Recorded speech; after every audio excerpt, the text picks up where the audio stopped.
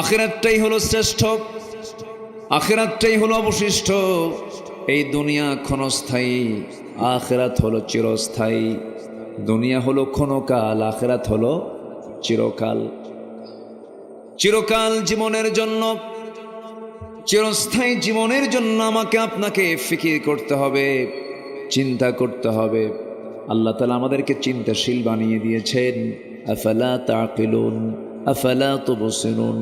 এই জন্য চিন্তার মধ্য দিয়ে আমাকে আপনাকে চলতে হবে।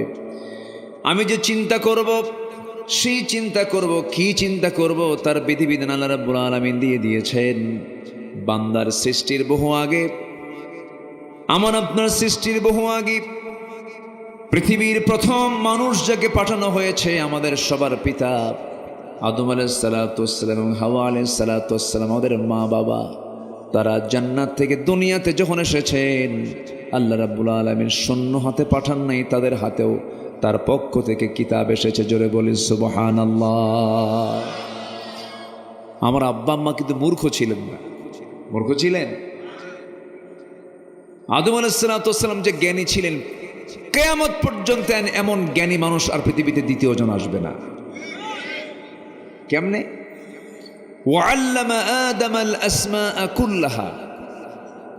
আল্লাহ তাআলা আদম আলাইহিস সালাতু ওয়াস সালামকে গোটা পৃথিবীর সকল কিছুর নামের সঙ্গে পরিচয় করে দিয়েছেন। সকল সৃষ্টিকুলের নাম তিনি জানতেন। এরকম জ্ঞানী বাহাদুর কেউ আছে দুনিয়াতে এখন? আমার বাপ ছিলেন এরকম জ্ঞানী মানুষ। আল্লাহ রাব্বুল আলামিন বলেন, ইন্নামা আমরুহু ইযা আরাদা শাইআন আন ইয়াকুলা লাহু কুন ফায়াকুন। আমার আল্লাহ যখন কোনো কাজের ইচ্ছা পোষণ করেন, সময় চুল পরিমাণ লাগে না, শুধু বলেন হও, সঙ্গে সঙ্গে মাইক্রো সেকেন্ডের আগেও তা হয়ে যায়। আমার বন্ধুগণ, সেই জন্য আল্লাহর কাছে আমরা ধারণা দেব, আল্লাহর কাছ থেকে এসেছে, আল্লাহর কাছে আবার ফিরে যাব। হুকুম যদি মানতেই হয়, বিধান যদি মানতেই হয়, আমার আল্লাহর বিধানকে মেনে নেব। গোলামি করব কার? আসতে বলবেন না, গোলামি করব কার? আনুগত্য করব কার? হুকুম মেনে চলব কার? আল্লাহ রাব্বুল আলামিন বলেন, وَمَن يُطِعِ اللَّهَ وَرَسُولَهُ يُدْخِلْهُ جَنَّاتٍ تَجْرِي مِن تَحْتِهَا الْأَنْهَارُ خَالِدِينَ فِيهَا وَذَلِكَ الْفَوْزُ الْعَظِيمُ। জোরে বলুন আল্লাহু আকবার। এই দুনিয়াতে যে বান্দা আনুগত্যের ক্ষেত্রে আল্লাহ এবং রাসূলকে যারা আনুগত্য করবে, ফলো করবে, আল্লাহ রাব্বুল আলামিন নিজে ওয়াদা করছেন, তার জন্য আমি আল্লাহ ক্ষণস্থায়ী কোনো জায়গা নয়, চিরস্থায়ী জায়গা জান্নাত দেব। যে জান্নাতের নিচ দিয়া আমি আল্লাহ নহর প্রবাহিত রেখে দিয়েছি। জোরে কোন সুবহানাল্লাহ। নহর, নহর নদীর ঝর্ণা, নদী বহমান রেখে দিয়েছি। আমার বন্ধুগণ,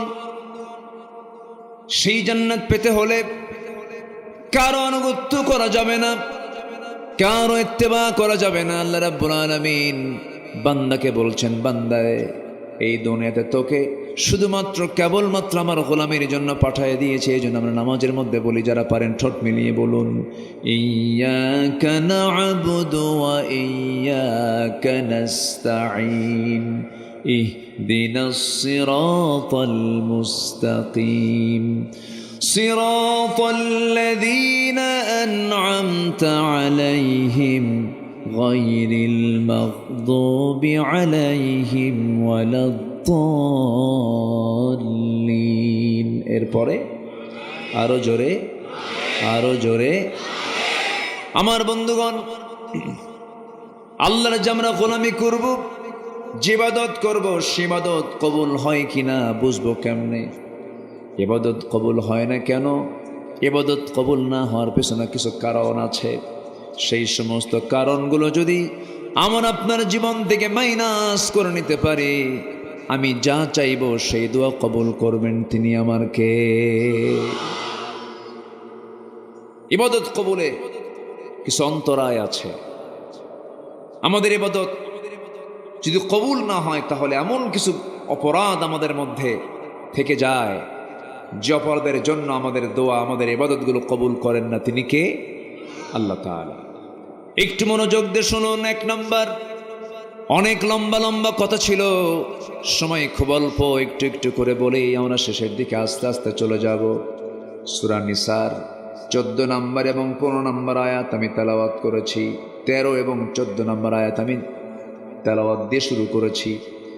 আল্লাহ রাব্বুল আলামিন একটা কাজের মধ্য দিয়ে জান্নাতের ঘোষণা করেছেন, আরেকটা অপকর্মের ফলাফল হিসেবে আল্লাহ রাব্বুল আলামিন জাহান্নামের কথা বলেছেন। এইদিকে আমি বলেছি ইবাদত কবুলের 10টা অন্তরায়, 10টা অপকর্ম থেকে যদি কোনো বান্দা নিজেকে গুটিয়ে নিতে পারে, সে আল্লাহর দরবারে যা চাবে সেই চাও আমার আল্লাহর দরবারে মঞ্জুর হয়ে যাবে। 1 নম্বর অন্তরায় হলো, যদি কোনো বান্দার মধ্যে মুনাফিকি থাকে, মুনাফিকি চরিত্র নিয়ে হাজার বছর ধরে দোয়া করলে সে দোয়া কবুল হবে না। আল্লাহ রাব্বুল আলামিন মুনাফিকদের ব্যাপারে বলছেন, وَمِنَ النَّاسِ مَن يَقُولُ آمَنَّا بِاللَّهِ وَبِالْيَوْمِ الْآخِرِ وَمَا هُمْ بِمُؤْمِنِينَ। জোরে বলুন আল্লাহু আকবার। মুনাফিকদের চরিত্র আরেক জায়গায় বলছেন, وَإِذَا لَقُوا الَّذِينَ آمَنُوا قَالُوا آمَنَّا وَإِذَا خَلَوْا إِلَى شَيَاطِينِهِمْ قَالُوا إِنَّا مَعَكُمْ إِنَّمَا نَحْنُ مُسْتَهْزِئُونَ। জোরে বলুন আল্লাহু আকবার। ঈমানদারদের চরিত্র হলো, এক দলের সঙ্গে মিশে বলে আমি তোমার সাথেই আছি, আবার যখন তারা আড়াল হয়ে যার এক দলের সঙ্গে যখন মিশে তখন বলে আমরা তোমার সাথেই আছি। দুই দিকেই থেকে যায়, কিন্তু মূলত সে কোনো দলেরই না। আসতে বলবেন না আছে না নাই? যেদিকে বৃষ্টি সেই দিকে ছাতা। আমার বন্ধুগণ, যুগে যুগে মুনাফিক ছিল। আমার নবীজির আমলেও মুনাফিক ছিল। নবীর পিছনে তারা ইক্তেদা করত। আমার রাসূলকে দেখে দেখে আমার নবীজির বয়ান শুনে শুনে চোখের পানি ফেলে ফেলে কাঁদত। নবীর পিছনে ইক্তেদা পর্যন্ত করেছে, রাসূলকে তারা দেখেছে। কিন্তু নবীর বিরুদ্ধে কত ষড়যন্ত্র করে যুদ্ধের মুখোমুখি বানিয়ে দিয়েছে এই মুনাফিকরা। মদিনার ইহুদি গোত্র বনু নজির, বনু কুরাইজার সঙ্গে কুরাইশদের যোগ সাজস করে দিয়েছে এই মুনাফিকরা। ইসলামের যত বড় ক্ষতি হয়েছে এক কাফেরের দ্বারা, মুশরিকের দ্বারা যত ক্ষতি হয়েছে তার চাইতে বেশি ক্ষতি হয়েছে হলো মুনাফিকের দ্বারা। এই জন্য মুনাফিকদের ব্যাপারে ইসলাম নরম হতে বলেছে না কঠোর হতে বলেছে? মুনাফিক কাকে বলে এটা একটা বিষয়। মুনাফিক কিন্তু কোনো কাফের না, মুনাফিক কিন্তু কোনো মুশরিক না, মুনাফিক কিন্তু অন্য ধর্মের কাউকে বোঝানো হয়নি। মুনাফিক নামাজও পড়বে, মুনাফিক রোজাও রাখবে, মুনাফিক হজও করে, মুনাফিক দান সদকাও করে, কিন্তু এগুলো সব করে হলো তার নিজের স্বার্থের জন্য, আল্লাহর জন্য নয়। আছে কি না? আসতে বলবেন না, আছে কি না? এবং এদেরকে চেনার 1 নম্বর মানে যে কারণ, এদেরকে চিনতে যে 1 নম্বর যে তাদের বদগুণ, সেটা হলো এরা ঘন ঘন মিথ্যা কথা বলে। এরকম লোক তো মনে হয় শিবগঞ্জে নাই। আছে? আছে? তাহলে মিথ্যা কথা বলে মানে, মিথ্যা কথা বলা মানে কি হলো? সে কোন জাত? বলেন বলেন বলেন, কোন জাতে গেল? মুনাফিক গ্রুপ এসে চলে গেল। এটা কি আমার কথা না আল্লাহর কথা? আল্লাহ রাব্বুল আলামিন বলেন, ইন্নাল মুনাফিকিনা লাকাযিবুন। মুনাফিকরাই মিথ্যুক হয়। ঈমানদার কখনো মিথ্যুক হতে পারে না। ঈমানদার কখনো ওয়াদা ভঙ্গকারী হতে পারে না। ঈমানদার কখনো আমানতের খেয়ানতকারী হতে পারে না। ঈমানদারদের চরিত্র কি কোরআনের বিভিন্ন জায়গায় এসেছে। মুত্তাকির চরিত্র, ঈমানদারদের চরিত্র কোরআনে আছে না নাই বলেন? কোরআন খুললি মুত্তাকির চরিত্র খুঁজে পাওয়া যায়। যারা পারেন ঠোঁট মিলিয়ে বলুন হুদাল্লিল মুত্তাকিন আল্লাযীনা ইউমিনুনা বিল গায়বি ওয়া ইউকিমুনাস সালাতা ওয়া মিম্মা রাযাকনাহুম ينفقون والذين يؤمنون بما أنزل إليك وما أنزل من قبلك وبالآخرة هم يوقنون أولئك على هدى من ربهم وأولئك هم المفلحون جربون الله أكبر মুত্তাকির গুণ হলো পাঁচটা। কয়টা বলেন? মুখস্থ করে যাবেন। কয়টা বলেন? নাম্বার 1 হলো যারা অদৃশ্যকে বিশ্বাস করে। অদৃশ্য মানে আল্লাহকে দেখি না কিন্তু আছে না নাই, এই বিশ্বাস আছে না নাই।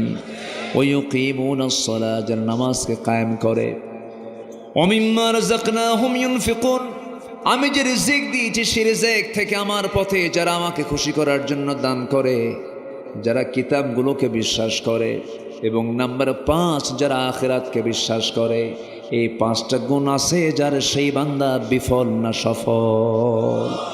ওয়া উলাইকা হুমুল মুফলিহুন। মুমিন কারা? আল্লাহ রাব্বুল আলামিন মুমিনদেরকে চেনার জন্য সূরা মুমিনুন দিয়েছেন, মুনাফিককে চেনার জন্য সূরা মুনাফিকুন দিয়েছেন, কাফেরকে চেনার জন্য সূরা কাফিরুন দিয়েছেন। মুমিন কারা? 7টা গুণ আছে যার। মুত্তাকি কারা? 5টা গুণ আছে যার। এখন আসি আমরা মুমিন কারা কারা, একটু মনোযোগ দিয়ে শুনে মুখস্থ করে নেই।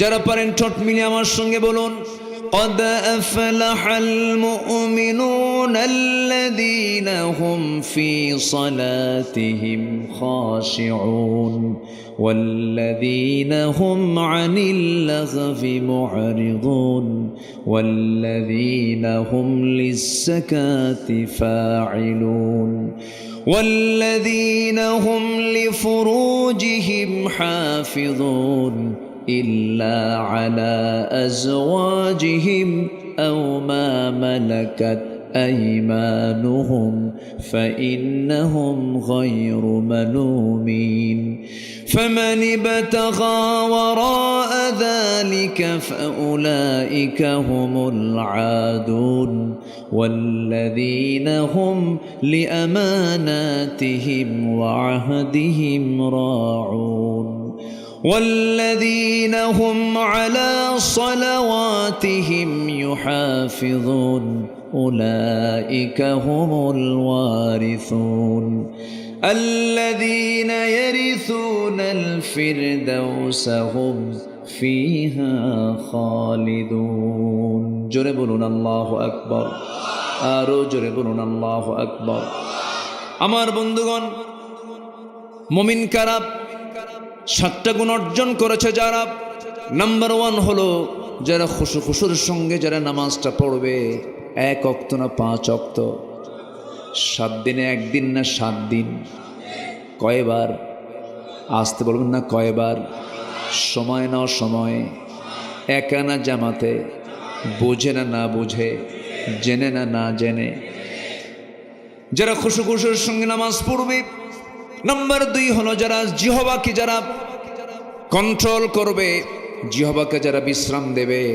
জিহ্বা যদি ভিজাতেই হয়, আল্লাহর জিকির দিয়া যারা জিহ্বাকে ভিজায়, বাজে কোনো কথা না বলে। ওয়াকুলু লিন্নাসি হুসনা, মুখ থেকে যদি কোনো কথা বের হয় সেটা যেন সুন্দর কথা বের হয়। চুপ থাকা হলো নাজাতের লক্ষণ। বেশি কথা আছে যার, বাজে কথা মুখে। এই জন্য যতটুকু পারা যায় কম কথা বলা, বেশি কথা বললে ভুল বেশি হয়ে যাবে। এই জন্য আমার নবীজি মাঝে মাঝে দেখা যেত ঘন্টার পর ঘন্টা চলে যেত, নবীর মুখ থেকে কোনো আওয়াজ বের হতো না, চুপচাপ থাকতেন। চুপ থাকাটাও ভালো। আমার বন্ধুগণ, নাম্বার 3 হলো যারা যাকাতটা ঠিক মতো আদায় করবে। নাম্বার 4 হলো যারা লজ্জাস্থানের যারা হেফাজত করবে।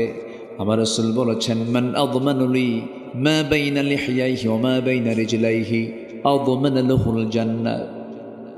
যে ব্যক্তি লজ্জাস্থানকে হেফাজত করবে এবং জিহ্বাকে যারা হেফাজত করবে, আমি রাসূল তার জন্য বেহেশতের জামিন হয়ে যাব। কত গুরুত্বপূর্ণ কথা। আমরা এগুলোকে কন্ট্রোল করার চেষ্টা করব। যুবক রে, যৌবনটাকে নষ্ট করা যাবে না। তোমার যৌবন তোমার জন্য একমাত্র হালাল তোমার বৈধ স্ত্রীর জন্য, নচেত অন্য কোনো জায়গায় চোখ কান তোমার চিন্তা ফিকির অন্য কোথাও করলে তোমার জন্য জেনা হয়ে যাবে। চোখ দিয়ে দেখবা পরনারী কি, চোখের জেনা হবে। কান দিয়ে শুনবো অশ্লীল গান বাজনা, কানের জেনা হয়ে যাবে। এরপরে তুমি চিন্তা করবা বড় গুনাহগার হতে হবে তোমাকে। চিন্তা ফিকির করে চলো, সুচিন্তা মাথায় নিয়ে আসো। বিবাহপূর্ব কোনো সম্পর্কে জড়াবা না। বিবাহপূর্ব কোনো প্রেম হয় না, এটা ভুল কথা। বিবাহপূর্ব প্রেম হয় না, জেনা হয়। বিয়ের আগে প্রেম হয় না, বিয়ের পরে প্রেম হয়। বিয়ের পরেই তো প্রেম হয়, বিয়ের আগে কোনোদিন প্রেম হয় না। অনেকে বলে হুজুর আমাদের লাভ ম্যারেজ। আমি মনে মনে করি লুচ্চা ম্যারেজ। কি ম্যারেজ? হ্যাঁ। সম্মানিত ভাইয়েরা, সম্মানিত বন্ধুগণ, তাহলে যৌবনকে কন্ট্রোল করার দরকার আছে না নাই? আচ্ছা, যৌবনকে উজাড় করে দেবে বৈধ স্ত্রীর সামনে। আমার মা, আমার আলোচনা যারা শুনছেন, মেহরবানি করে আপনার সৌন্দর্যের পসরা পর পুরুষকে দেখাবেন না। কিন্তু দুঃখজনক হলো সত্য, মেয়েদের একটা সমস্যা কি জানেন? স্বামীর সামনে এরা সাজগোজ করে না। স্বামীর সামনে ছেঁড়া শাড়ি, মার্কেটে যাতে নতুন নতুন শাড়ি পরে। কারে দেখাবে? ওখান তো দোকানদারকে দেখাবে। হ্যাঁ, ওয়াজ কি শুধু আমি পারি? দোকানদারকে দেখাবে, রিক্সাওয়ালা ভ্যানওয়ালা দেখবে আর বলবে দেখ গেল গেল। নাউজুবিল্লাহ বলেন। আবার কিছু পুরুষও আছে সমস্যা, নিজের সুন্দরী বউ সে একা দেখে সন্তুষ্ট না, জাতিকে দেখাতেও সে সন্তুষ্ট হয়। এরকম কিছু মানে জাতীয় স্বামী আছে না নাই? স্বামী করে কি জানেন? বউটাকে নিয়ে হুন্ডায় চড়ে, হুন্ডায়, তাও নর্মাল কোনো হুন্ডা না, R15 লেটেস্ট ভার্সন। হ্যাঁ, সে হুন্ডার আবার প্যাসেঞ্জার সিট হলো দোতলা আর ড্রাইভিং সিট হলো নিচতলা। ড্রাইভিং সিটের স্বামী বসে নিচে, দেখা যায় না, আর বউকে উঠায় দেয় দোতলায়, যেন জাতির দেখতে যেন অসুবিধা না হয়। হঠাৎ করে যদি হুন্ডা পার হয়ে যায়, যদি না দেখতে পারে, এটা কেমন মিস হয়ে যাবে। এই জন্য আবার যেদিক দিয়ে ধোঁয়া বের হয় হুন্ডার, স্যালেঞ্জার আউট করে, মানে বিকট আওয়াজ, যেন সব যেন ওই দিকে নজর দেয়। একদম কনসার্ট থেকে ইসরায়েল মোড় পর্যন্ত, রানীহাটি পর্যন্ত এক টান মারল, এক টান মেরে জাতিকে দেখায় দিয়া সন্ধ্যার দিকে মহানন্দার পাশে গিয়ে নদীর তীরে, ভাবতেছেন হুজুর চেনে না এগুলো না? আচ্ছা, নদীর তীরে গিয়ে বউটাকে লাল লিপস্টিক, মাথার চুলটা খুলে দিয়ে, লাল শাড়ি পরায় দিয়া, কোমর পিঠ বের করায় দিয়া, চোখে কি বলে, চোখে আশকারা মাস্কারা দিয়া, আর কি বল গোটা মুখ জুড়ে আটা ময়দা মাখায় দিয়া, বাস 16 Pro Max আইফোন দিয়া ছবি একখান তুলে সেই ছবি ফেসবুকে আপলোড কইরা লিখতেছে ক্যাপশন, প্রিয় ভাইয়েরা আসুন আমার বউটাকে সবাই মিলে জামাতের সাথে দেখি। যেরকম নাউজুবিল্লাহ। এরকম কপাল পড়া কিছু বেয়াদব অসভ্য স্বামী আছে না নাই? কত বড় জেনাকার এগুলো, বদমাইশ এগুলো, এগুলো হচ্ছে দায়ুস। আর দায়ুস লা ইয়াদখুলুল জান্নাহ। দায়ুসরা কখনো জান্নাত পাবে না, জান্নাতে প্রবেশ করতে পারবে না। আল্লাহ তাআলা এই সমস্ত অপকর্ম থেকে এই জাতিকে হেফাজত করুন। জোরে বলি আমিন, আরো জোরে আমিন। সম্মানিত ভাইয়েরা, আমরা এক নম্বর চরিত্র আমরা শুনলাম, যে চরিত্র আমার আপনার মধ্যে থাকলে পরে আমার আপনার কোন ইবাদত কবুল করবেন না, তিনি কে? সেটা কোন চরিত্র বলেন তো? মুনাফিকি। মুনাফিকি রাখা যাবে না। আল্লাহ রাব্বুল আলামিন কাফিরকেও জাহান্নাম দিবেন, মুশরিককেও জাহান্নাম দিবেন, জালিমকে জাহান্নাম দিবেন, ফাসিককে জাহান্নাম দিবেন, কিন্তু কোথাও বলেন নাই তাদেরকে কেমন পরিমাণ শাস্তি দেওয়া হবে। কিন্তু মুনাফিকদের ব্যাপারে কত ভয়ঙ্কর আয়াত নাজিল হয়েছে। যারা পারেন ঠোঁট মিলিয়ে বলুন, ইন্নাল মুনাফিকিনা ফিদ দারকিল আসফালি মিনান নার ওয়ালা তাজিদ লাহুম নাসীরা। মুনাফিকদের জন্য জাহান্নামের সর্বনিম্ন স্তর, সবচেয়ে নিম্ন স্তরে তাদেরকে রাখা হবে, জাহান্নামটা উদ্বোধন করা হবে মুনাফিককে দিয়া। কারণ মুনাফিকের দ্বারা ইসলামের যত বড় ক্ষতি হয়েছে যুগে যুগে, একজন কাফের মুশরিকদের দ্বারা এত বড় ক্ষতি হয় নাই। এরকম মুনাফিক আমার দেশে আছে না নাই? আসতে বলবেন না, আছে না নাই? মুনাফিককে চেনা যায় নামাজে নয়, মুনাফিককে রোজায় চেনা যায় না, মুনাফিককে দান সদকায় চেনা যায় না। মুনাফিককে যদি চিনতে হয়, দেখবেন এরা কখনোই জীবন দেওয়ার মানসিকতা নেবে না। এরা মানুষকে পাঠায়া দেবে, কিন্তু যত যত যত রক্ত লাগে সব দিয়ে দেব, প্রয়োজনে লোক পাঠাবো, আমি যাব না। এরা কি? আরো যেরকম এরা কি? মুনাফিক। যত রক্ত লাগে দেব, প্রয়োজনে লোক পাঠাবো, আমি যাব না। মুনাফিককে নামাজে চেনা যায় না, মুনাফিককে রোজায় চেনা যায় না, মুনাফিককে হজে চেনা যায় না, মুনাফিককে চেনা যায় হলো জিহাদের ময়দানে।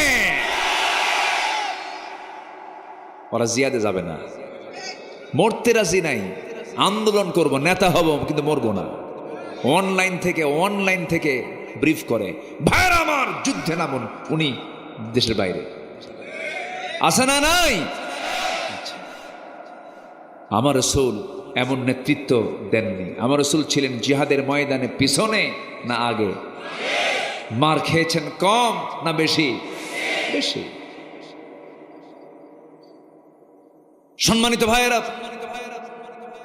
আমার নবী উহুদের ময়দানে সবচেয়ে কণ্টকাকীর্ণ একটা জিহাদের ময়দান ছিল উহুদের ময়দান। এত কঠিন একটা যুদ্ধ। আমি যখনই মদিনায় যাই, উহুদের প্রান্তরে আমি না গেলে ভাল লাগে না, আমি চলে যাই। আহারে, ওই ময়দানে আমার নবীর দুটো দাঁত ভেঙে পড়েছিল। ওই যুদ্ধের ময়দানে আব্দুল্লাহ বিন জাহাসের কান কেটে নেওয়া হয়েছিল, নাক কেটে নেওয়া হয়েছিল, চোখ তুলে নেওয়া হয়েছিল, পা কাটা হয়েছিল। সাইয়্যিদুশ শুহাদা আমির হামজা রাদিয়াল্লাহু তাআলা আনহুর বুক চিড়ে কলিজা বের করে ফেলা হয়েছিল।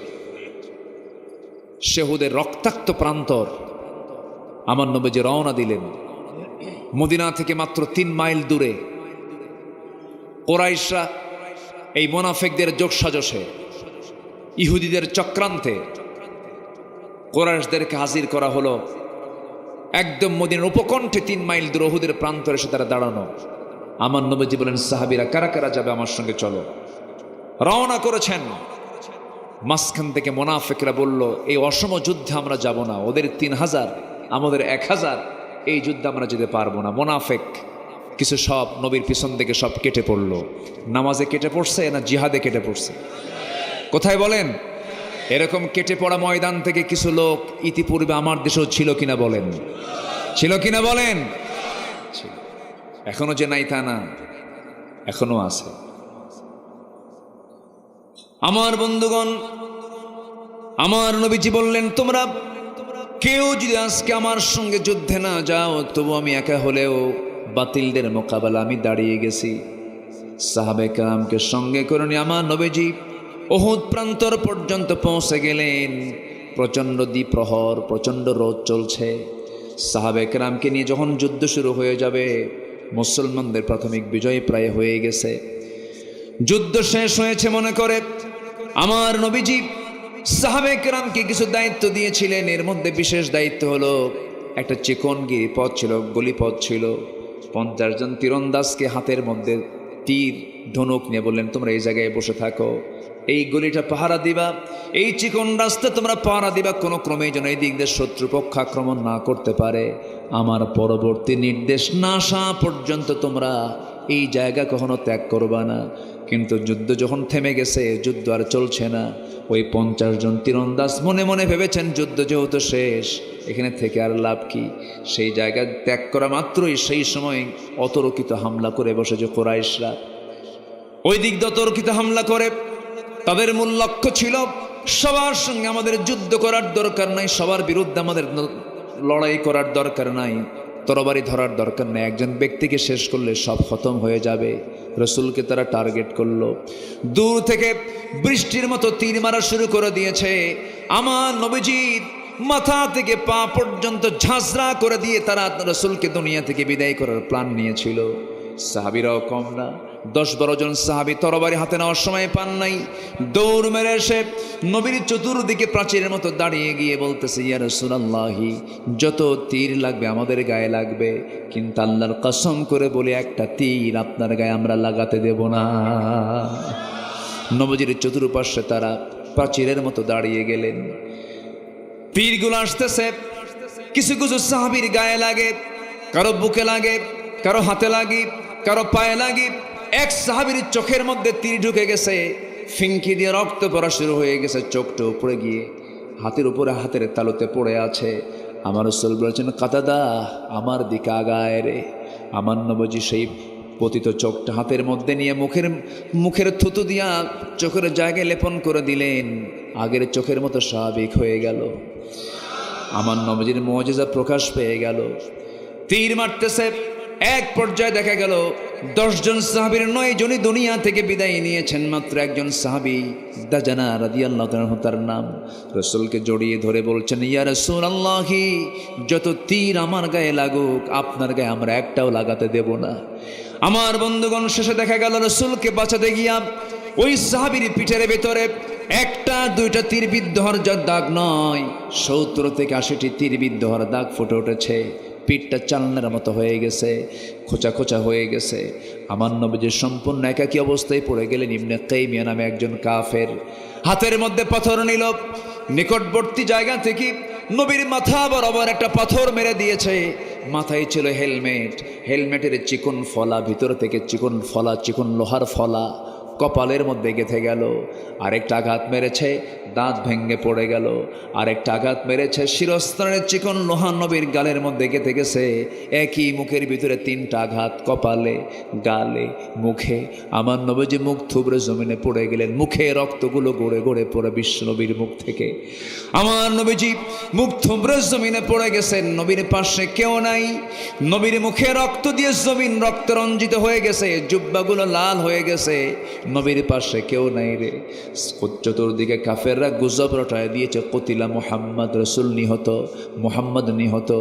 পাগল সাহাবী ওমর ফারুক রাদিয়াল্লাহু তাআলা খুব পাগলের মতো ছোটাছুটি করছেন আর বলছেন, যে দুনিয়াতে রাসূল বেঁচে নাই সেই দুনিয়াতে আমারও বাঁচার দরকার নাই। তরবারে দিয়ে আবার যুদ্ধ শুরু করে দিয়েছেন।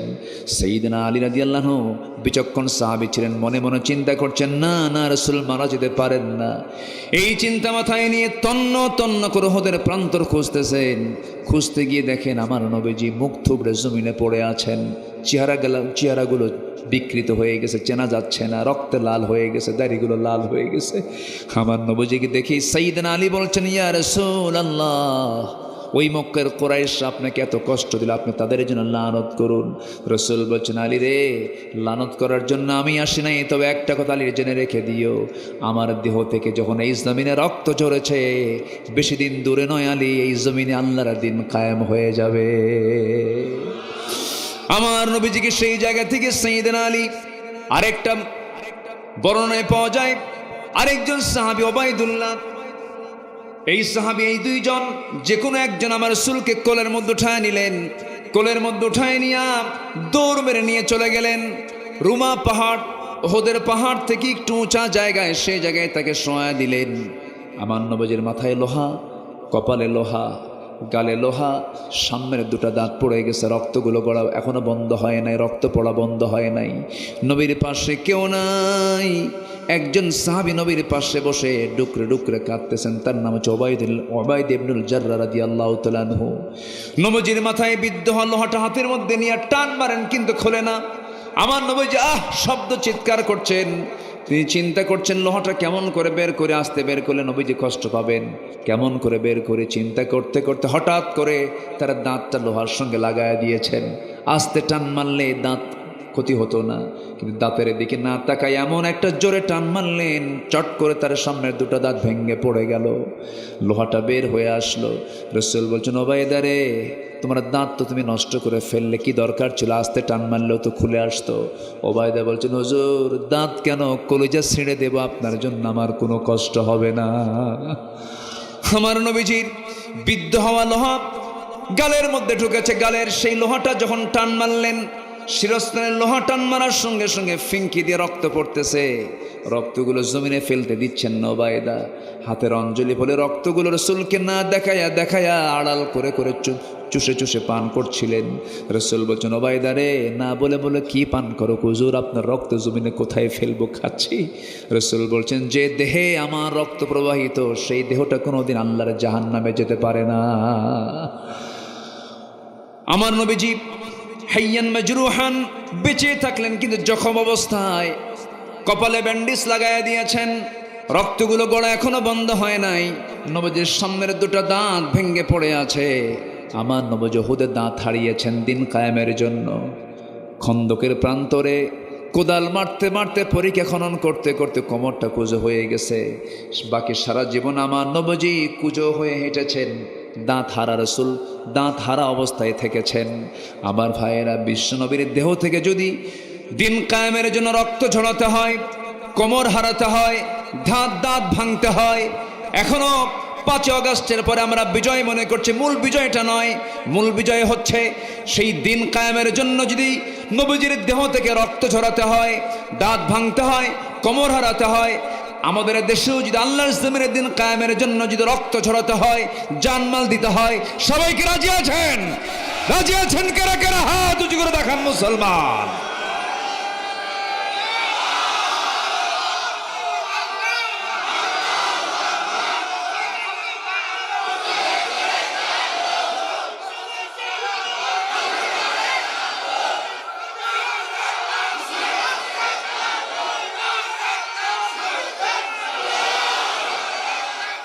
আল্লাহ কবুল করুন, জোরে বলে আমিন, আরো জোরে আমিন। সম্মানিত ভাইয়েরা, ঈমান আনা সহজ, ঈমান নিয়ে টিকে থাকা সহজ নয়, কঠিন। ঈমান নিয়ে আমরা টিকে থাকবো, জোরে বলি ইনশাআল্লাহ, আরো জোরে বলি ইনশাআল্লাহ। ইবাদত তো করি আমরা, কিন্তু ইবাদত কবুলের জন্য 10টা অন্তরায়। এর মধ্যে 1 নম্বর হলো মুনাফিকি। মুনাফিকি আমরা রাখবো না, ঝেড়ে ফেলবো। মিথ্যা কথা বলবো, যা বলবো হাসা না মিছা, হাসা কথা, সত্য কথা, জোরে বলি ইনশাআল্লাহ। নাম্বার 2, সালাতের মধ্যে আলস্য কাজ করে, নামাজের ভিতরে মনোযোগিতা নাই। এরকম কিছু লোক আছে না নাই বলেন তো? মসজিদে গেলেই তার বিরক্তি আসে, খুতবা শুনলে বলে হুজুর তাড়াতাড়ি শেষ করেন, ইমাম সাহেব নামাজ একটু লম্বা করলে বলে এটা আইলসা হুজুর। এরকম আছে না নাই বলেন? একটু লম্বা সূরা ধরেছে, পিছন থেকে মুসল্লি লোকমা দেবে কেমনে, গলা ঝাড়ি দেয়, ঠিক না? এগুলো হচ্ছে অলসতা। নামাজের মধ্যে একটা মজা, একটা তৃপ্তি আছে না নাই বলেন তো? সেজদা যত লম্বা হবে, নামাজের তত মজা বৃদ্ধি পাবে। সেজদা যত লম্বা হবে, আল্লাহর সঙ্গে মহাব্বত তত গভীর হবে। এটাই তো স্বাভাবিক। সাইয়েদনা ওসমান রাদিয়াল্লাহু তাআলা আনহু গোটা রাত নামাজ পড়েছেন, এশার নামাজ পড়ে, নফল নামাজ, সারা রাত চলে গেছে, মাত্র 2 রাকাত নামাজ শেষ হয়েছে। যেরকম সুবহানাল্লাহ। নামাজের মধ্যে মজা হতে হবে, একটা আনন্দ পেতে হবে, ভাবতে হবে আমার সঙ্গে আমার আল্লাহর কথোপকথন চলছে। এই তৃপ্তিময় নামাজ আমাদেরকে আদায় করার তৌফিক দান করুন, জোরে বলি আল্লাহুম্মা আমিন। আর যারা অলসতা করবে তাদের জন্য জান্নাত না জাহান্নাম একটা সূরা আছে, সূরা মাউন। সূরা মাউন যারা পারেন একটু আওয়াজ দিয়ে দিয়ে আমার সঙ্গে বলবেন, সওয়াব পাবেন। আল্লাহ রাব্বুল আলামিন বলেন, ফাওয়াইলুল লিল মুসাল্লিন আল্লাযীনা হুম আন সালাতিহিম সাহুন আল্লাযীনা হুম ইউরাউন ওয়া ইয়ামনাউনাল মাউন। জোরে বলুন আল্লাহু আকবার। ওই সমস্ত মুসল্লির জন্য ধ্বংস হয়ে যাক যারা অলসতা করে নামাজ পড়ে এবং লোক দেখানো নামাজ পড়ে, ওই সমস্ত বান্দার জন্য ওয়াইল নামক দোজকের একটা গর্ত, দোজকের গর্তের মধ্যে আরও কঠিন শাস্তি। এই দুনিয়ার যে জেলখানা আছে, জেলখানার মধ্যে আরেকটা আছে সেল, জেলের চেয়ে ভয়ঙ্কর জায়গা। তেমনি জাহান্নামের মধ্যে কিছু কিছু গর্ত আছে। একটা গর্তের নাম হচ্ছে ওয়াইল নামক একটা গর্ত, আরেকটা আছে গাই নামক একটা গর্ত। সেই গাই নামক গর্তটা তো আল্লাহ রাব্বুল আলামিন বেনামাজিকে ঢুকাবেন। সূরা মারিয়ামের মধ্যে আল্লাহ রাব্বুল আলামিন বলেন, فخلف من بعدهم خلف أضاعوا الصلاة واتبعوا الشهوات فسوف يلقون غيا। জোরে বলুন আল্লাহু আকবার। যে সমস্ত বান্দারা দুনিয়ার জিন্দেগিতে নামাজকে নষ্ট করেছে এবং যারা খলফুন আদাউস সালাত তাবাউস শাহওয়াত, যারা নফসের দাসত্ব করেছে, এই দুইটা দুশ্চরিত্রের কারণে, দুইটা খারাপ আচরণের কারণে আল্লাহ রাব্বুল আলামিন তাদেরকে শুধু জাহান্নাম দেবেন না, জাহান্নামের গর্ত গাই নামক গর্তের মধ্যে তাদেরকে ঢুকায় মারবেন। সেই গর্তের মধ্যে ঢুকতে চাই নাকি আমরা? সেই জাহান্নামে যেতে চাই নাকি আমরা? নামাজ পড়ব কয় ওয়াক্ত?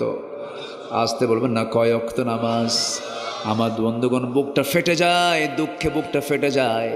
আমার দেশে 18 কোটি মুসলমান থাকার পরেও মসজিদ ভরে না। ফজরের সময় আজান দেয়, মুসল্লি মোট 3 জন, ইমাম মুয়াজ্জিন খাদেম। ইমাম মুয়াজ্জিন খাদেম। একটা আদর্শ গ্রামের পরিচয় হলো, সেই গ্রাম কি আদর্শ গ্রাম বলা যাবে যে গ্রামের মসজিদের মুসল্লি জোহরের চাইতে, আসরের চাইতে, মাগরিবের চাইতে ফজর নামাজ এবং এশার নামাজে মসজিদের মুসল্লি বেশি থাকবে? ঠিক কিনা? কারণ সন্ধ্যা হলেই মানুষ কোথায় যায়? বাড়িতে ফিরে। আর বাড়িতে গেলেই তার নামাজ হয় এশার নামাজ আর ফজর নামাজ। সে বাড়িতে পড়বে না বাসায় মসজিদে পড়বে? তাহলে মসজিদে মুসল্লি হওয়া দরকার কোন ওয়াক্তে বেশি? ফজর এবং এশা। আমার রাসূল বলেছেন, যদি কোনো বান্দা ফজর এবং এশার নামাজ যদি জামাতের সঙ্গে আদায় করতে পারে, মহান রব্বুল আলামিন বলেন, আমার রাসূল বলে দিয়েছেন, সেই বান্দার জন্য আমার আল্লাহ গোটা রাত কিয়ামুল লাইল করলে পরে, নামাজ পড়লে পরে যে সওয়াব তার সমান সুবহান রব্বুল আলামিন তার আমলনামায় দিয়ে দেন। নামাজ পড়ব, জোরে বলে ইনশাআল্লাহ। অলসতা না যত্ন? নামাজটা হবে অলসতায় না যত্নে? যত্নের মধ্যে দিয়ে আমরা পড়ব, জোরে বলি ইনশাআল্লাহ। ইবাদত কবুলের অন্তরায় মোট কয়টা বলেন? বলছি কয়টা? 2টা, আরও আছে কয়টা? 8টা। শুনবেন?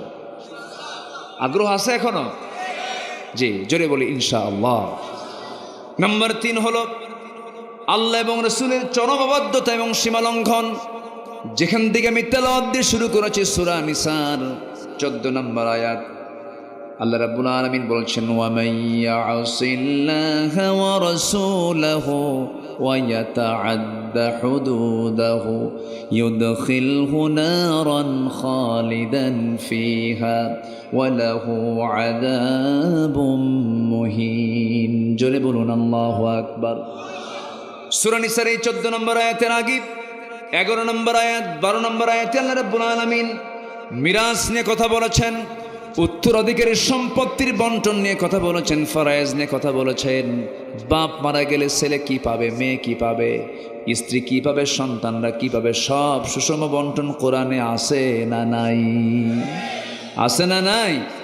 আছে। দেখবেন মিরাজকে লণ্ডভণ্ড করে ফেলে।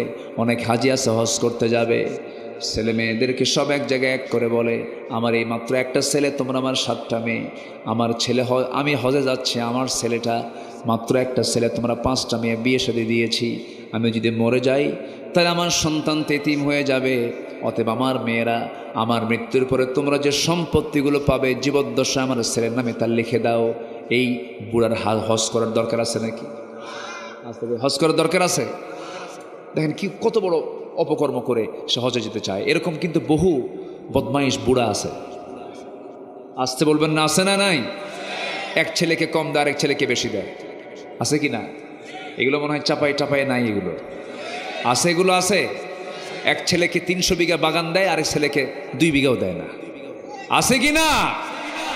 এগুলো হারাম। এগুলো কি হারাম? মেয়েকে দেয় না, মেয়েকে ঠকায়।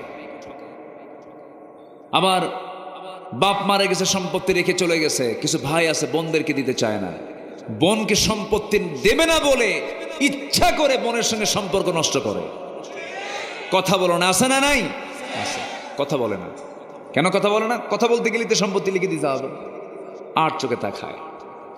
আমার রাসূল বলেছেন, লা ইয়াদখুলুল জান্নাতা কাতিউ রহিম, আত্মীয়তার সম্পর্ক ছিন্নকারী হলো জাহান্নামী। আবার কিছু কিছু ভাই আছে খুব কৌশল করে, বোনকে দাওয়াত দিয়ে নিয়ে আসি চাঁপাইনবাবগঞ্জের শিবগঞ্জের চমচম,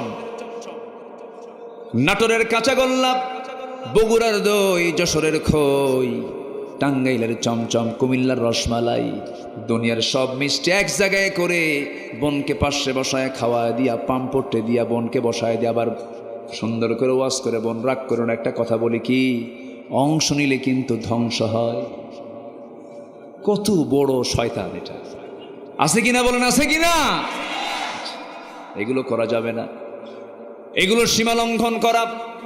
এই সীমা লঙ্ঘন যারা করবে, আল্লাহ এবং রাসূলের চরম অবাধ্যতা যারা করবে, তাদের জন্য স্থায়ী জাহান্নামের বরাদ্দ দেওয়া হয়েছে। আল্লাহ পাক সেই বরাদ্দ দিয়ে দিয়েছেন। সীমা লঙ্ঘন তোমরা করতে যাবে না। আমার আইনের বিপরীত কোনো কাজ করলে তোমার সীমা লঙ্ঘন করে ফেলবে। তিলকা হুদুদুল্লাহ, আমার সীমাকে তোমরা লঙ্ঘন করতে পারবে না। নম্বরে 4 হলো আল্লাহর সঙ্গে যারা শিরিক করবে। কি করবে? 21শে ফেব্রুয়ারি আসে না নাই বলেন? জুতা পায় না খালি পায়? হ্যাঁ, এই ওঠে কে? বসেন, এই বসেন, হ্যাঁ বসুন। কষ্ট পাচ্ছেন আপনারা? কষ্ট পাচ্ছেন? বসুন। কত রাত কেটে যায় কত কাজে। রাত 3টার দিকে, গতবার আগের বার বিশ্বকাপ খেলা, রাত 3টার দিকে আমাকে হঠাৎ করে একজন ফোন দিছে। আমি চিটাগাং থেকে মাহফিল করে ঢাকায় ফিরতেছিলাম গাড়িতে। ফোন দিয়ে বলে, হুজুর আমি আপনার খুব ভক্ত, আপনার ওয়াজ শুনি। তো এত রাতে ফোন দিয়েছেন কেন? হুজুর আমি ওযু করে তাহাজ্জুদ পড়লাম, কিছুক্ষণ পর খেলা শুরু হবে, এটা দোয়া করেন আমার দলটা যেন জিতে। দেখছেন, সে তাহাজ্জুদ পড়ছে, ওযু বানাইছে, আর শেষ রাতে উঠে কি দেখবে? খেলা দেখবে। জাতি যে কত প্রকারের আছে। আমরা একটু বসি, 10টা পয়েন্ট আমরা শেষ করব, ঠিক আছে না? এই ময়দান আমার অত্যন্ত পুরাতন ময়দান।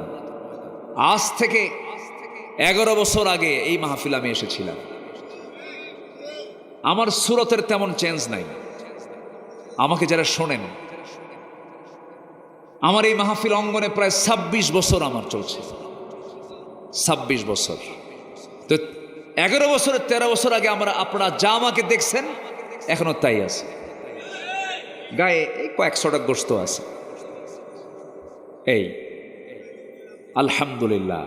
না, আল্লাহ যেন সুস্থ রাখেন, আল্লাহ যেন কবুল করেন। জোরে বলি আল্লাহুম্মা আমিন।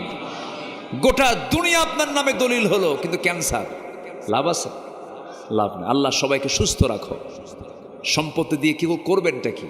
সম্পত্তির পাহাড় বানিয়েছিল সালমান এফ রহমান। হ্যাঁ, কত টাকা তার, হলমার্ক সহ, শেয়ার বাজার সহ ডাকাতি করেছে। কি করেছে? কি করেছে? ডাকাতি করেছে, টাকা পাচার করেছে। বাঁচার জন্য চেষ্টাও করলো, টাকা দিয়ে নাকি সব হয়। কই সব হলো? চললো নৌকায়। সে নৌকা এমন নৌকা, নৌকার ভিড়ল না। কোস্টগার্ডের সামনে ধরা খেয়ে গেল তার বন্ধু। আইনমন্ত্রীকে ধরে ফেলা মাত্র আইনমন্ত্রীকে নিয়ে যাচ্ছে, চুপ করে বসে আছে দরবেশ। চেনে না, কারণ চেনার কায়দাও নাই। তো বোঝেন নাই? মাথার চুলটা কলা বানাইছে, উপায় নাই, লুঙ্গি পরছে এবং একটা টি শার্ট পরেছে অথবা একটা গেঞ্জি পরেছে। দেখার কোনো উপায় নেই, বোঝার কোনো কায়দাই নেই। ভাবছে মাছালা অথবা গোস্তওয়ালা, এরকম একটা ভাবসাব, অথবা সবজি বিক্রেতা, চিনতে পারে না। নিয়ে যাচ্ছে আইনমন্ত্রীকে। বারবার আইনমন্ত্রী বলে, আপনি আমার একা নিয়ে যান কেন? আসামিকে আরেকজন চোখে পড়ে না? কই কই যে চিনি না তো, ভালো করে দেখো। দরবেশ কে বসে আছে? দরবেশ। দরবেশ নয়, ধরবেশ। কি ধরেছে বেশ, আসলে সে দরবেশ নয়। যুবকরা আতি পাতি নোংরা গাঁজা খায়, বিড়ি খায়, চাঁদাবাজি করে, সন্ত্রাসী করে যে দলের লোকেরা, আসলে পরই ফুটবল মারবো, ফুটবল। রাজি আছো সবাই? এগুলোর দিন শেষ। ঘুরে দাঁড়াও, তুমি একজন একা বাংলাদেশ। কোন সন্ত্রাসী চাঁদাবাজির কোন স্থান এই জমিনে হবে না। তোমাদের রক্ত ঝরেছে, তোমার ভাই মুগ্ধ পানি লাগবে পানি লাগবে বলে বলে শাহাদত বরণ করেছে। আবু সাইদ মেধাবী ছাত্র দুহাত উঁচু করে বুক পাতিয়ে দিয়ে এই দেশের মানুষকে জুলুম থেকে মুক্ত হওয়ার আন্দোলনে শহীদ হয়েছে। আবার কিছু মুফতি বের হয়েছে, এরা কি আসলেই শহীদ? তুই কি? হ্যাঁ, জীবন দেওয়া সস্তা? জীবন দেওয়া কি সস্তা কাম? জীবন দেওয়া তো সস্তা না। জীবন দিতে হলে হিম্মত লাগে, ঈমান লাগে, ঠিক কিনা বলেন? ঈমান লাগে। আমার রাসূল বলেছেন, যদি কোনো বান্দা আগুনে পুড়ে মারা যায় শহীদ, পানিতে ডুবে মারা যায় শহীদ, বিদ্যুৎ স্পৃষ্ট হয়ে মারা গেছে শহীদ, শুক্রবারে মারা গেছে শহীদ। আর একটা জাতিকে একটা ঈমানদার বাঁচানোর জন্য অন্যের প্রতিবাদ করতে গেছে, তাকে গুলি করেছে। প্রশ্ন কোথায়? সে কি আসলেই শহীদ? তুই মুনাফিক। কথা ক্লিয়ার? কথা ক্লিয়ার? শহীদের অন্যতম শর্ত হলো সেই লোকটাকে ঈমানদার হতে হবে। কি হতে হবে? আমার দেশে যদি হিন্দু শহীদ হয়, শহীদ আনন্দ কুমার মহন্ত, এক জায়গায় লেখা দেখি, লেখা আছে শহীদ আনন্দ কুমার মহন্ত, হিন্দু শহীদ হয়। হিন্দুদের পরিভাষায় কিন্তু শহীদ কোন শব্দ আছে কোন? তাদের পরিভাষায় তো নাই, জোর করে বানায়। আমার দেশে কিছু উল্লুক ভাল্লুক আছে না নাই? আমার দেশে খতিবের পদ জোর করে আদায় করে। এক খতিব জোর করে আদায় করছিল। 5ই আগস্টের পর নিখোঁজ সংবাদ, খতিব নাই। কি নাই? নিখোঁজ সংবাদ কি নাই? খতিব নাই। মসজিদের খতিব উধাও নাই, নাই নাই নাই নাই নাই। 2 সপ্তাহ পর সাঙ্গপাঙ্গন একটু হাজির হয়েছিল। কি বলে? মেম্বারে উঠতেই পারে নাই, এমন জুতা মারা শুরু হয়েছে। বের হয়ে চলে গিয়ে সাংবাদিকদের সামনে ব্রিফ করতে নিয়ে বলতেছে, একটা জুতাও আমার গায়ে লাগে নাই। এই হচ্ছে এদের অবস্থা। লজ্জা শরম থাকলে কি এগুলো করে? যুগে যুগে মোনাফেক ছিল, এখনো টুপিওয়ালা কিছু মোনাফেক আছে। টুপিওয়ালা দাড়িওয়ালা কিছু মোনাফেক আছে না নাই? ওদের এলেমও আছে, কিন্তু এলেমটা কাজে লাগাই হলো বাতিলদের সঙ্গে। আছে কি না? আছে। এদেরকেও চিহ্নিত রাখা দরকার। বিগত 16 বছর যারা সবচেয়ে বেশি সুযোগ সুবিধা গ্রহণ করেছে, অবশ্যই তাদের মধ্যে ভেজাল আছে। মাত্র 5 আগস্টের মাত্র কয়েকদিন আগে এই দেশের এত শত দল থাকার পরেও একটা দলকে নিষিদ্ধ করেছে। শুধু কয়টা দল? আরো ইসলামী দল আছে না নাই? আরো ইসলামী দল আছে না নাই? কোন দলকে নিষিদ্ধ হয়েছিল? কয়টা দল নিষিদ্ধ হয়েছিল? ওরা ঠিকই হক চেনে। তুমি হক চিনো না, বাতিল কিন্তু ঠিকই হক চেনে। কোন ইসলামী দল তার কাছে মনে হয় না ইসলামী দল, এটাই দল ইসলামী, এটাই নিষিদ্ধ করতে হবে। এটা ইসলামী দল, গতানুগতিক ইসলামী দল নয়।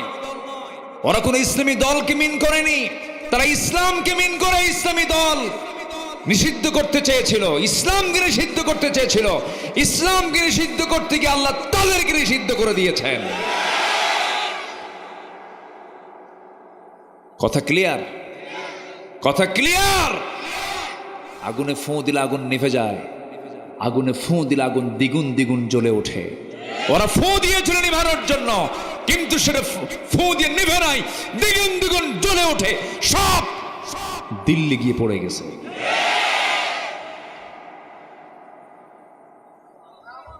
যে বাড়ি হোক, আমি যাকে এবার ব্যাখ্যাও দেয়, দেখেন কি মুশকিল। ওয়াজ করি আমি, ব্যাখ্যা দেন আপনি, তাহলে তো মহা মুশকিল। আসুন দোয়া করি, আলোচনা চালাবো, আলোচনা চলো। হুজুর মরুক। যে হ্যাঁ, পয়েন্ট। যারা তাফসীর শুনতে আসেন তাদের খোরাকটা এখনো রয়ে গেছে। আল্লাহর ইবাদতে আমাদের এমন কিছু অপকর্ম আছে যে ইবাদতটা আল্লাহর দরবার পর্যন্ত পৌঁছে না। এর মধ্যে অন্তরায় হলো 10টা, বলেছে 3টা। নাম্বার 4 হলো আল্লাহর সঙ্গে শিরিক করা। শনিবারে বাঁশ কাটা যাবে না। এলাকায় কি বার? এলাকায় রবিবারে। আচ্ছা, যাই হোক, ভুল কইছি আমি। এটা হাদিস থেকে আসছে তো। সকালবেলা বাকি দেওয়া যাবে না। মঙ্গলবারে বিয়ে হওয়া যাবে না। আর বৃষ্টির দিনে যদি বিয়ে হয় সারা জীবনের চোখের পানি ফুরাবে না। আছে কিনা এগুলো? এগুলো কি হাদিস না শিরকের চিন্তা, কুসংস্কার? আমাদের দেশটা ছিল একসময়, সাবকন্টিনেন্টে কুসংস্কারের প্রভাবটা বেশি ছিল এবং হিন্দু সংস্কৃতির প্রচলনটা বেশি ছিল। এজন্য এগুলো অনেক কিছু বিষয় ঢুকে গেছে। বিসমিল্লাহ গলত, কুফরি কথা এটা। বিসমিল্লার কোনো ভুল নাই। বিসমিল্লার কোনো ভুল আছে নাকি? শুরুতে ভুল হয়ে গেছে। কি কয়? বিসমিল্লাহ গলত। বিসমিল্লাহ কত বরকত একটা নাম। বিসমিল্লাহ কার নাম? কি একটা নাম প্রচলন। বিসমিল্লাহ গলত, নাউজুবিল্লাহ বলেন। এগুলো শিরকের কথা। শিরকের সাথে আমাদের কোনো ছোঁয়া রাখা যাবে না। শিরকের ব্যাপারে ঘন্টা 3 কথা বলা যেত। কয় ঘন্টা? সময় তো নাই। কই যান? কোনো কায়দা নাই। তাই হুজুর আলাদা হুজুর বসেন। খুব চাপচুপ লাগলে, বুড়া হলে ছাড় আছে, ইয়াং হলে ছাড় নাই। বসেন। রাগ করতেছেন নাকি আপনারা? আমি এসেছি অনেক আগে। মাহফিল কমিটি আমাকে বলেন, হুজুর আপনি ওখানে বসে থাকেন। আমি নাটোর একটু পার হয়ে পুঠিয়া রাগ দিয়ে বসে আছি প্রায় 2 ঘন্টা। হুজুর আমরা সিদ্ধান্ত নিচ্ছি কি করব, মাহফিল হবে কি হবে না, হবে কি হবে না। বৃষ্টি, খুব টেনশন। তো বললাম ভাইজান আর কতক্ষণ দেরি করে? একটা ধমকি মারছে শেষে। আমি আসলাম এত দূর থেকে, মাহফিল হোক আর না হোক ক্ষুধা লাগছে তো, খাইতে হবে তো। এই কই, এক ধমকে চলে আসছে মাহফিলে। আয়সাকে খাইছি, ক্ষুধা লাগছে। যা হবে হবে, আগে খাওয়া এরপর বৈঠক। কি ঠিক আছে না? আগে পেট ঠিক করতে হবে। খাইছি, এরপর মাহফিলে আসছি না। কই, আলহামদুলিল্লাহ, আল্লাহ মাহফিল শোনার সুযোগ করে দিয়েছেন। বৃষ্টি হয়েছে, রহমতও হয়েছে, মাহফিলও হয়েছে। বৃষ্টিও সফল, মাহফিলও সফল। আলহামদুলিল্লাহ। কন বৃষ্টি কখনো গজব হয়? বৃষ্টি কি বলেন? রহমত। অতিবৃষ্টি এটা গজব। কিন্তু আমরা কি অতিবৃষ্টি পাচ্ছি? বৃষ্টির দরকার আছে না নাই? আচ্ছা, আল্লাহ কবুল করুন। নাম্বার 5, কিছু কিছু লোক আছে সামনে খুব প্রশংসা করে, আড়াল হলেই জানো ওটা যে কি জিনিস। আছে না এরকম? আছে না বলেন তো? আছে না? সামনে কেউ আপনার মতো লোকই হয় না, একটু দূরে গেলেই জানেন লোকটা এত খারাপ। আছে কি না? এরকম লোক তো মানে শিবগঞ্জে খুঁজে পাওয়া যাবে না। আছে এরকম? আছে আছে। এর জন্য জান্নাত না জাহান্নাম? আল্লাহ রাব্বুল আলামিন বলেন, যারা পারেন ঠোঁট মিলিয়ে বলুন, ওয়াইলুল লিকুল্লি হুমাযাতিল লুমাযাতিনিল্লাযী জামা'a মালান ওয়া 'আদ্দাদাহু ইয়াহসাবু আন্না মালাহু আখলাদাহু কাল্লা লায়ুনবাযান্না ফিল হুতামাতি ওয়া মা আদরাকা মাল হুতামাহ নারুল্লাহিল মুকাদাতুল্লাতী তাত্তালি'ু আলাল আফইদাহ ইন্নাহা আলাইহিম মুসাদাহ ফি আমাদিম মুমাদ্দাদাহ। শেষে কি শেষ হলো? মুমাদ্দাদা। আমার এক ভাগ্নি আছে, আমারে কয়, মামা দাদার সূরা তো কইরা নানার সূরা কম। মানে ও সূরা হুমাযার তাফসীর খুঁজে পাইছে দাদা। কি পাইছে? দাদা। কিন্তু সূরা হুমাযা অত্যন্ত ভয়ঙ্কর সূরা। আল্লাহ তাআলা বলছেন তাদের জন্য ওয়াইল, ধ্বংস, জাহান্নাম, যারা সামনে পেছনে পরনিন্দা করে বেড়ায়, পরচর্চা করে বেড়ায়, নিজের দোষ না খুঁজে পেয়ে শুধু বাইরের অন্যজনের দোষ শুধু খুঁজে বেড়ায়। এরকম লোক আছে না নাই?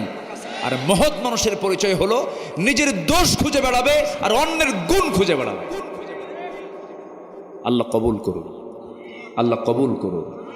নাম্বার 6, যারা আল্লাহকে ভুলে থাকবে, মন্দ কাজে আদেশ করবে, আল্লাহ তাদের কোনো কিছুই কবুল করবেন না। একই ব্যক্তি মাহফিলের সভাপতি হয়, আবার একই ব্যক্তি যাত্রা কমিটির সভাপতি হয়। এরকম ছিল কি ছিল না? কোনো যাত্রা গ্রুপের লোক মসজিদ মাহফিল কমিটির কোনোদিন সদস্য হতে পারে না। আসতে কন কেন? আসতে কন কেন? মসজিদ কমিটি পাল্টায় ফেলবেন। কোন ঘুষখোর সুদখোর কোন ব্যক্তি মসজিদের দায়িত্ব পালন করতে পারে না, পারে না, পারে না। কি কমিটি চেঞ্জ করবেন না? কমিটি চেঞ্জ করবেন না আপনারা? না চেঞ্জ হয়ে গেছে? চেঞ্জ তো হয়ে যাওয়ার কথা, এখনো হয়নি। হ্যাঁ জি, চেঞ্জ করবেন কখন? নাই তো ওরা। নাম্বার 7, শয়তানের যারা পদাঙ্ক অনুসরণ করবে, মানে নামাজও পড়ে, ওইদিকে যে বোতলও খায়। বোতল পার্টি আছে না নাই বলেন তো? আছে। সারা বছর বোতল খায়া রমজান মাসে একটা হুজুর ভাড়া করে। হুজুর ভাড়া করে বলে, হুজুর আল্লাহ তোমাকে অজস্র টাকা পয়সা দিছে, চলেন একটু মক্কায় যাই। মক্কা যায়া একদম টোটাল রমজান মাস হুজুরকে একদম মানে পুরা মানে রিজার্ভ করে নিয়ে চলে গেছে। হুজুর এমন দোয়া দিবেন, দোয়ার ঠেলায় যেন আমার চোখের পানি চট করে বের হয়ে যায়। দোয়া করবেন, এক দোয়ায় যেন জান্নাত পার হয়ে জাহান্নামে যায়। গোটা রমজান চোখের পানি ফেলায় কান্দা কুন্দা মক্কা শরীফ ভিজায় থুইয়া দেশে আসার পর ঈদের দিন সন্ধ্যার সময় মদ খায়া 3 দিন বেহুশ। এরকম আছে না নাই বলেন তো? এদের দোয়া আল্লাহর দরবারে কবুল হবে, কবুল হবে। নাম্বার 8, যারা লোক দেখানো কাজ করে। লোক দেখানো, আমি দান করলাম, 1 লাখ টাকা দিলাম, হুজুর আমার নামে একটা স্লোগানও দিল না, যা আর দানই করবো। আছে কি না? এরকম আছে না নাই? এই কমিটি তোমাদেরকে আমি তোমরা যা চাইছো দিছি না দিছি? একটা নাম নিলা না, আমার একটা নাম বললা না। একটু দান হবে, কেউ জানবে না। মা তুনফিকু বিয়ামিনিহি, মানে আমার ডান হাত যা দিয়েছে বাম হাত দেখবে না, বাম হাত যা দিয়েছে ডান হাত টের পাবে না। এমন দানবীরকে আল্লাহ তাআলা আরশ আজিমের ছায়ায় জায়গা করে দিবেন। জোরে বলি সুবহানাল্লাহ। আবার দানকে প্রকাশ্য করতে বলা হয়েছে, ইউনফিকুনা ফিস সাররা ওয়াদ-দাররা, যারা গোপনে প্রকাশ্যে দান করবে। প্রকাশ্যে কেন দেবে? ওর দান দেখে আরেকজন উৎসাহিত হয়ে দান করবে। আমরা নিয়তের বিশুদ্ধতা আনবো, জোরে বলি ইনশাআল্লাহ। নিয়তটাকে সহি করব, জোরে বলি ইনশাআল্লাহ। যা হবে আল্লাহর জন্য। কার জন্য? আল্লাহর জন্য। নাম্বার 9 হলো যারা কুফরি করবে। এই কুফরি হালতে যদি কারো প্রার্থনা আল্লাহর দরবারে করে, আল্লাহ তার কোনো প্রার্থনা মঞ্জুর করবেন না। নাম্বার 10 হচ্ছে আল্লাহর সাথে মিথ্যা দৃঢ় অঙ্গীকার করে আবার অবজ্ঞার সঙ্গে তা ভঙ্গ করে। অমিনহুম মান আহাদাল্লাহ, কিছু কিছু লোক আছে যারা আল্লাহর সঙ্গে ওয়াদা করে, আবার কিছুক্ষণ পর তা আবার ভেঙ্গে ফেলে। এই সমস্ত লোকের কোনো দোয়া ইবাদত আল্লাহর দরবারে মঞ্জুর হবে না। আল্লাহ তাআলা ইবাদতের অন্তরায় এই 10টি অপকর্ম থেকে আল্লাহ তাআলা আমাদেরকে হেফাজত করুন। আমি অসংখ্য ধন্যবাদ জানাচ্ছি। মাহফিল প্রাঙ্গণ থেকে বলা চলে কোনো লোক ওঠা বসা করেননি। 2-1 ভিন্ন কথা। আমি খুবই খুশি হয়েছি। আল্লাহ তুমি কালুপুরের এই মাহফিলকে তুমি আল্লাহ কবুল করো। তো কালুপুর এসে দেখো তো আমি কোনো কালু মানুষ দেখতেছি না, সব তো সুন্দর মানুষ। তো কালু নামটা রাখলো, এত সুন্দর, দেখে কি সুন্দর চেহারা, কোনো কালো মানুষ নাই, কিছু নাই, কিন্তু নামটা কালুপুর হলো কেমন? হ্যাঁ, হয়তো আগের কোনো লোক ছিল কালু, এই জন্য কালুপুর হয়ে আছে। এই ওঠে কেন? বসেন, দোয়া করবেন না? জি, যিনি দোয়া না করবেন আমি ভাববো তিনি কৃপণ। আব্বা আম্মা আছে না নাই বলেন? আব্বা আম্মার জন্য যে দোয়া করে না সে কি মানে উদার সন্তান না কৃপণ সন্তান? আব্বা আম্মার জন্য দোয়া করবো আমরা। দোয়া থেকে কেউ মাহরুম হবেন না। সবাই বসেন। আজকে 1টা বেজে গেছে, আমি মাহফিল শেষ করে ফেলি 11টার মধ্যে, বড় জোর। সেখানে 1টা বেজে গেল, কেউ ওঠেন নাই। আমার কাছে এটাকে একটা ইতিহাসের মতো মনে হচ্ছে যে মানুষ এত রাতে আলোচনা শোনে। আমি যদি আরো 1 ঘন্টা 2 ঘন্টা চালাতাম মনে হয় বসেই থাকতেন আপনি। আবার হবে, খুব ভালো।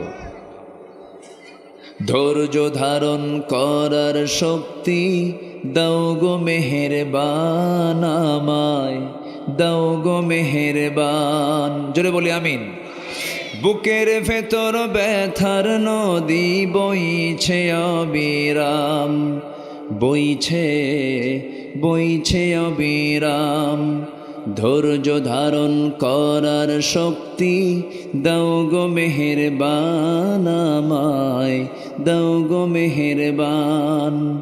ধৈর্য ধারণ করার শক্তি দাও গো মেহেরবান আমায়, দাও গো মেহেরবান। আধার আমার আলো দিয়ে, আধার আমার আলো দিয়ে দাও গো জোয়ার। ভুলে গেছি আমি। কানায় কানায় দাও ভরিয়ে, আধার আমার আলো দিয়ে কানায় কানায় দাও ভরিয়ে। অন্তর জোড়ে দাও গো প্রভু ভোরের পাখির গান। বুকের ভেতর ব্যথার নদী বইছে অবিরাম, বইছে বইছে অবিরাম। বলি ধৈর্য ধারণ করার শক্তি দাও গো মেহেরবান আমায়, দাও গো মেহেরবান।